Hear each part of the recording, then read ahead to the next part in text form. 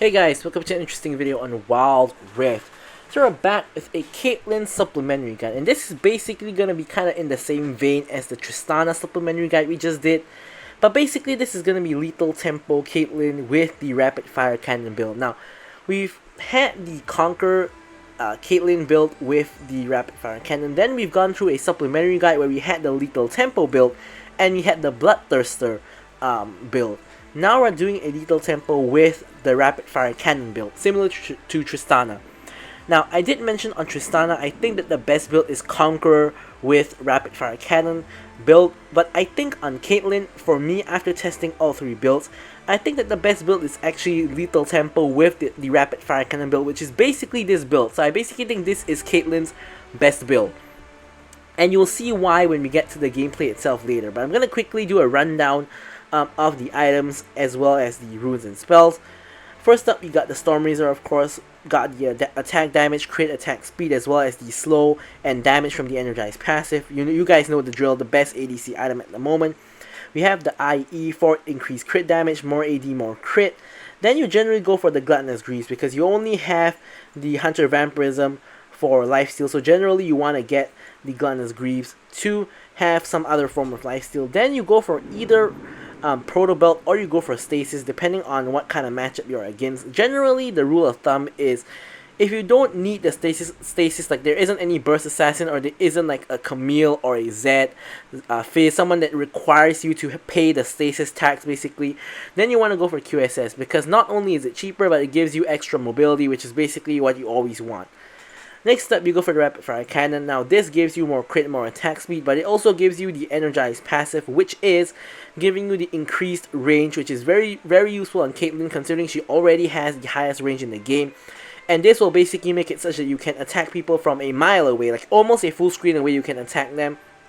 And also, of course, it increases the damage of the Energized hit, synergizing with the Storm Razor. Alright, so next up we have the Mortal Reminder, which of course gives you the Grievous Wounds as well as the Armor Penetration, as well as a little bit of AD. Now this one, sometimes you do want to build it earlier before the Rapid Fire Cannon, especially nowadays where there's a lot of healing, and somehow even though we have like a Divine Thunder meta, there's still quite a lot of tanks, so sometimes you do want to get this a little bit earlier. And lastly, of course, we finish off with the Guardian Angel. So this is of course for the revive. When your GA is down, of course you go for the Bloodthirster for the AD at lifesteal and the crit. So for the runes, you go for lethal tempo. Now of course, lethal tempo, you gain attack speed each stack, and when you're at 6 stacks max, you gain a extra burst of attack speed.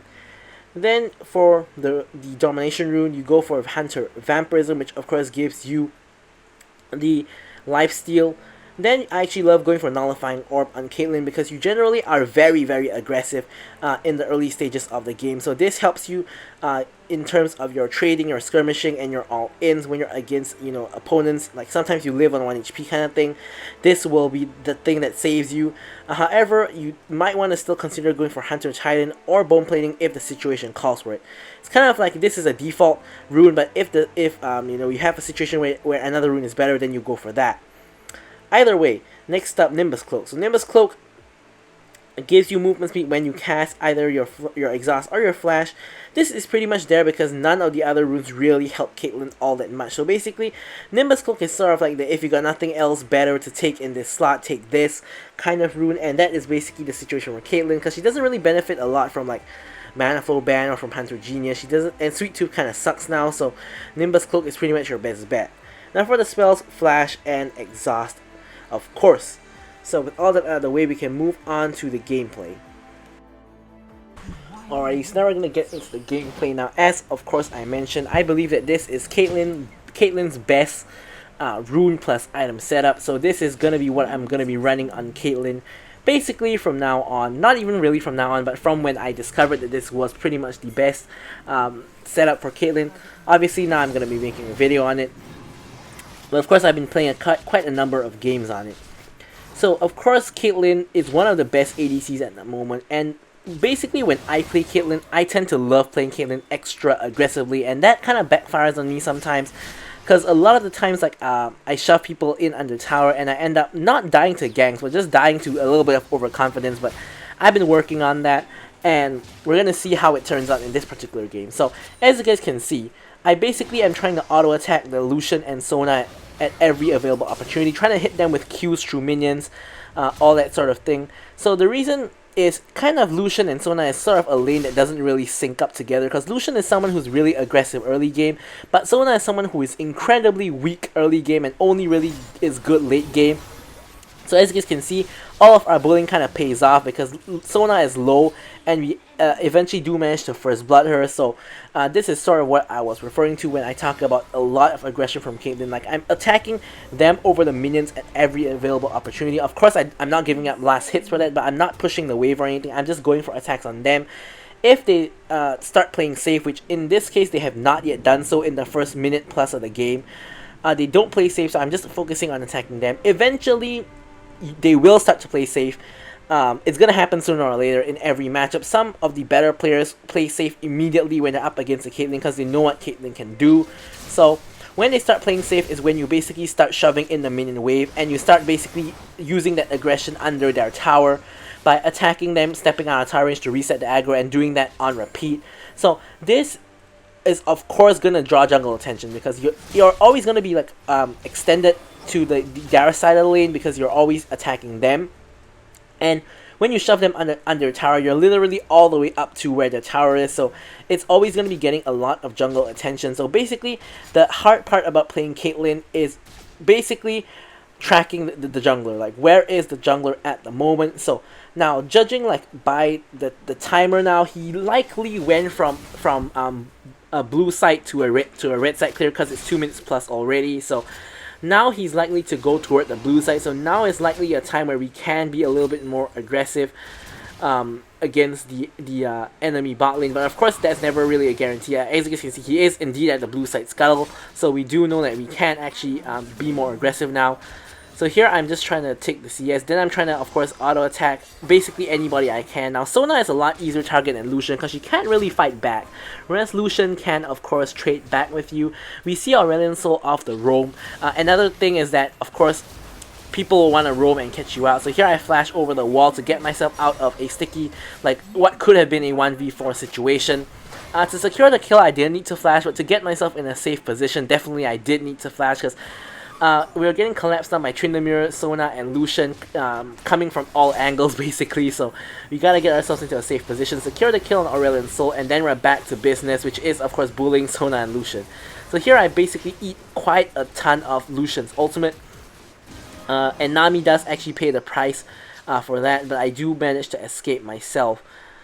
So kind of not, it's kind of a little bit of a bad thing about this matchup is that Caitlyn wants to be in bush to charge her passive quicker, but when you're in bush, you can only sidestep one direction when it comes to Lucian's ult. So if he saved his dash, he ults you when you're next to the bush, he can follow your sidestep using his dash, and that is gonna put you in a lot of trouble because you're gonna be eating the entire Lucian out like I did there.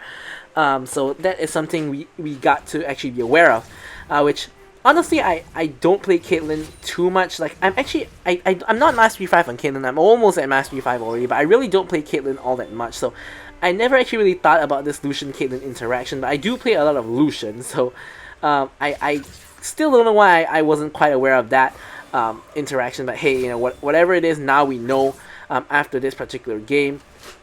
So now, of course, we're back to business. We're back to, of course, just dominating them in lane. Very nice catch by Nami. I follow up with like a couple auto attacks. You guys can see even 2 auto attacks deals a decent amount of health to Lucian. Now here we can see Aurelion Sol on the roam again, coming up towards us. So we don't want to be overly aggressive because he could be coming in with one of his stars.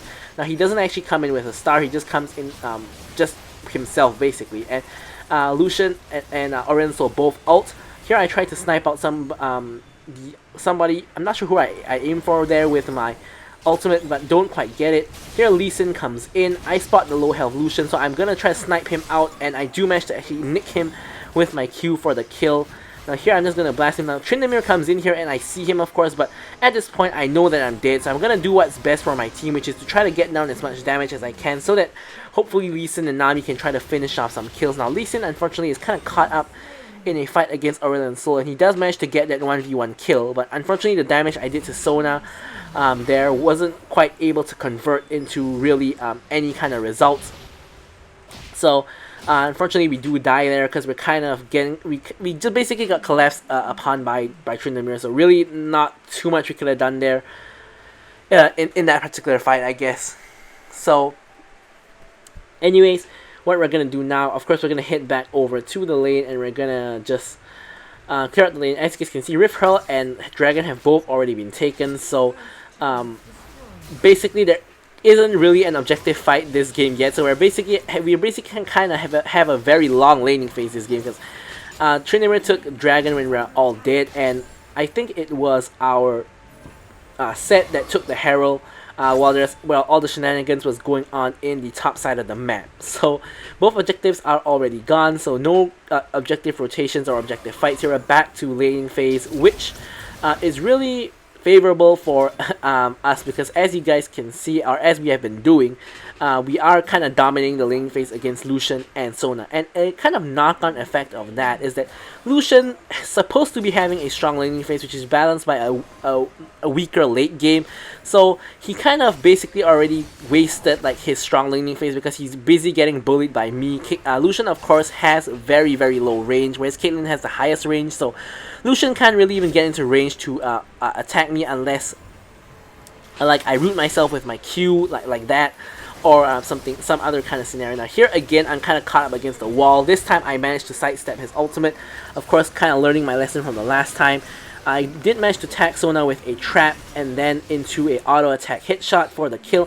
I put the trap there, which actually ends up trapping Aurelion Sol, but I did flash to the side because I thought he was going to avoid that trap and hit me with his star. Now turns out I didn't actually need to flash there because he did run straight into the trap, but hey, you know, better to be safe than sorry, so we do actually burn the flash there to ensure that we survive that Aurelion Sol gank. So Lucian now with the Sona dead and with the Aurelion Sol no longer having like a surprise fractor, he kind of has to back off. And now that this gives us free reign to do some damage to the tower and get ourselves probably a plate or two, just one plate. Aurelion Sol on his way back up again with the huge star, gets bubbled by the Nami, and we're just gonna blast whoever we can at the moment. Sona the easiest target. Lucian tries to go in on me, does a lot of burst damage, and Aurelion Sol tries to come in to finish off the rest. I live on pretty low HP, and now we're in basically a 4v2 or 3v2, and Lee Sin's kind of in a 1v1 at the side. Lee Sin just kind of hovers around and never really goes in, kind of baits us to really stick around when we really should have just backed straight on off, which we do eventually end up doing and just give up the tower, because staying under tower would basically mean we get dove and killed anyways. So we're just gonna get back to base and get ourselves the IE, giving us the 2-item power spike. So at this point in time, we are really in a good spot, really strong at the moment. So we do of course want to try to take advantage of that. Caitlyn, as you know, does have a mid-game power trap, but we're decently fed, so we shouldn't be feeling the effects of that too much because we do have 4 kills and 2 items already, so we shouldn't really be feeling the effects of that mid-game power trap. Of course, it will be negated if you have enough gold kills and items when you reach the mid-game, which is sort of where we are at right now. Decent amount of kills, 2 items already, so we won't really be feeling that mid-game power trap. Anyways, here we're going to be taking down this tower while the enemy team is at bot. Now they're kind of rotating back to top. So here in comes Aurelion Sol. I'm going to be blasting him, hit the exhaust on the Aurelion Sol so he can't burst me. He jumps into the trap, and I'm going to finish him off right here. Now I'm kind of at 1 HP here, 1v1 against a full HP Sona. She runs into the trap as well. I'm just blasting her with the lethal tempo, and somehow, I still have no idea how I won this, but somehow I won that 2v1. Now of course I do get killed by Lucian here eventually, but I think I should have died to the Sona like ages ago, but I have no idea how Sona has literally 0 damage. I mean, she does only have that Seraph's Embrace, but she really did no damage there. I can't believe I killed her on 1 HP. Like, I was laughing even after I got killed by Lucian. I was still laughing. I couldn't believe what just happened there. But especially since I don't really have lifesteal items yet, I'm not actually really even going to build Bloodthirster in this build. So that was all from the passive Hunter Vampirism there, showing you how Hunter Vampirism can come in clutch, and that's why every ADC takes Hunter Vampirism. But anyways, we're back to business. We got ourselves that tower already, so we are kind of freed up to move around the map, depending on where we are needed. But first up, we of course got to clear this wave that's colliding into tower. We don't want to waste any farm. Now we see a huge body of enemies kind of just going for mid tower, so we can't allow that to happen. So we're just gonna use our Q to clear out the wave. 3-man wave by the Nami. Set comes in with a huge E, and in comes everybody. Basically, we're gonna try to kite away from the Tryndamere. Tryndamere pops his ultimate. Shen ults the Tryndamere, who is literally right next to him. Does give him that shield that he doesn't actually even need to survive because he was in his ult. So we get the snipe onto the Rune Soul with our ultimate and basically just kite out the Shen, allowing Nami to pick up the kills. Now we do know Tryndamere and Lucian are kind of 1 HP, but at this point I have no ult, I have no vision. Now I could attempt to face check. I wouldn't die from it, but I didn't want to just walk all the way into the enemy jungle there. The flip side is that our jungler is dead, so we're going to secure ourselves the Scuttle Crab to ensure we have dragon vision, but we can't just simply start up the dragon because Tryndamere has gone back to base. He's back at full health, so if we start up the dragon and we do it too slow, which we wouldn't be fast enough to do it before he reaches there, he could just yoink it from us using his smite, so definitely not a good idea to start the dragon. Now that Lee Sin is on the way though, now is the time to start the dragon. So we're gonna start up the dragon. Tryndamere is actually on the opposite side of the map, so there isn't quite really that chance of a steal, but of course we didn't know that until now. So we're gonna drag up the dragon, but it really doesn't quite matter. No one is really gonna come over the wall, steal it. As a matter of fact, they're kind of face checking into the river. I am trying to basically just stay at maximum distance and hit whoever I can. Ignite comes down by the Rune Soul. I try to ult Rune Soul again, but it is blocked by I think either the Lucian or the Sona. I get stunned, and here I'm going to Proto Belt away, flash away from the Shen taunt, because if I get CC there, I basically die. Now here it basically becomes a 1v3 against Shen, because Lee Sin is caught up in another 1v3. Now Lucian comes in, I exhaust him, but he still manages to get the kill onto Nami. I almost kill him, but Sona comes in with the shield from her W, so can't quite finish off the Lucian there. So here I'm just going to recall, and I'm actually not going to recall because I can't actually clear the wave out.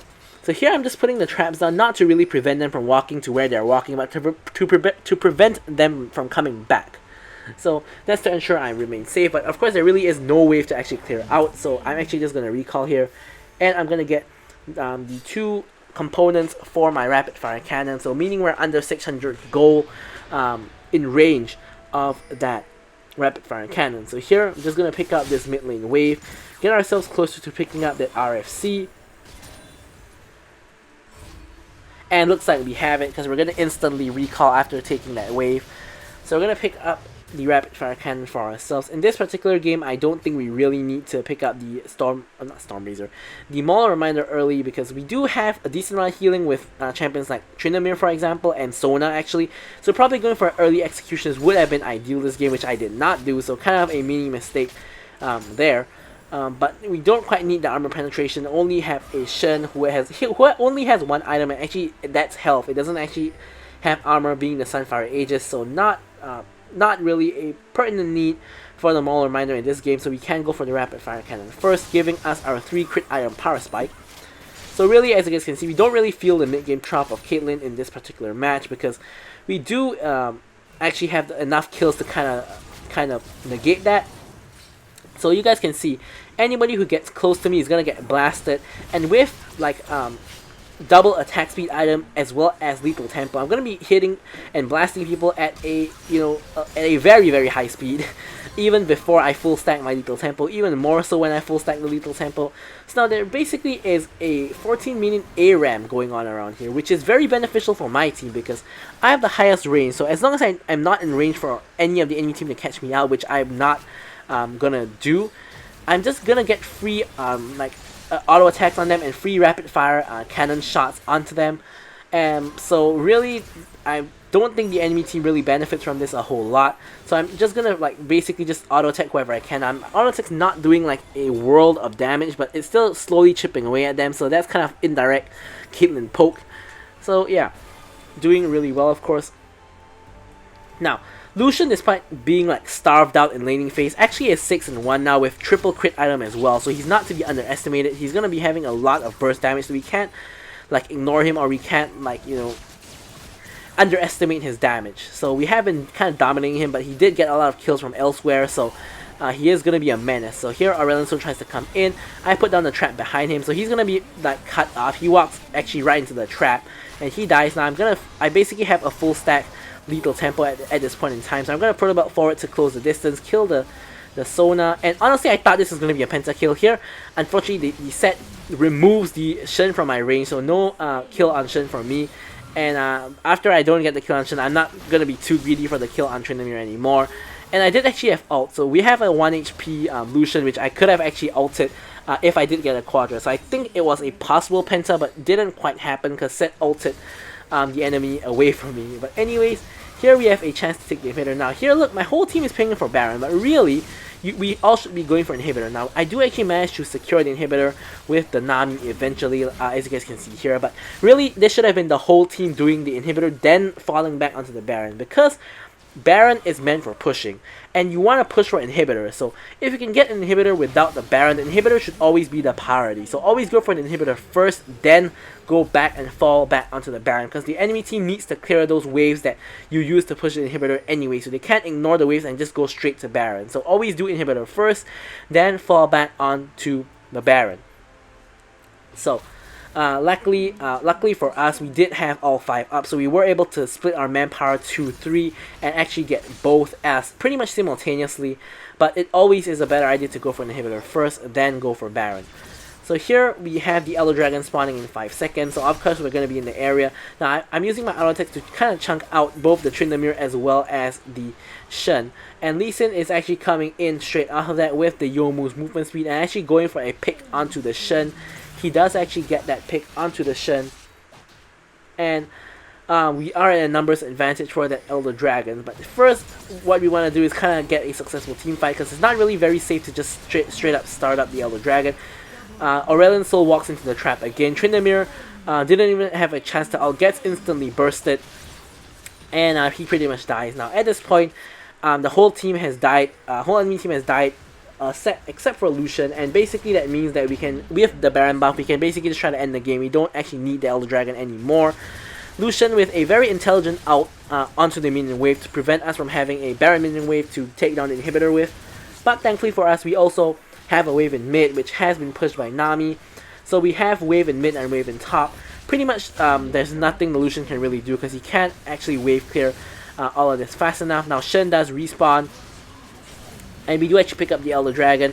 But in my opinion, Lee Sin should have just been here, just pushing for the end. But regardless, we do get the win either way.